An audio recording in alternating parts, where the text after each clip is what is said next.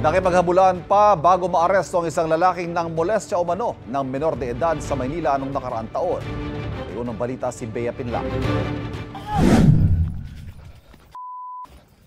Nauwi sa habulan sa damuhan ang pag-aresto ng Pulis Maynila sa 22 anyos na lalaking ito sa Porac, Pampanga. Ang lalaki nakaharap sa reklamong pangmomolestya sa isang menor de edad sa Maynila. Meron siyang kaso na acts of lasciviousness, 2 counts ito dahil menor de edad yung kanyang biktima.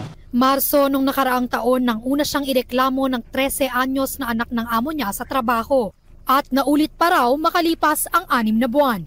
Ayon sa pulisya, nagtago ang suspect sa Pampanga. Nakapagbigay din ng impormasyon yung kamag-anak ng biktima natin. Last August 18 natin nahuli itong suspect natin. Doon nagkaroon ng kaunting habulan pero nahuli pa rin itong suspect natin.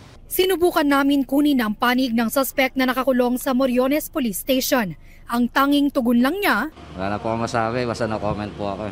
Wala po. Sa korte na po bahala. ito ang unang balita. Bea Pinlac para sa GMA Integrated News. Kapuso, para laging una ka sa mga balita, bisitahin at mag-subscribe sa GMA Integrated News sa YouTube. Sa mga kapuso abroad, samahan nyo kami sa GMA Pinoy TV at sa www.gmanews.tv.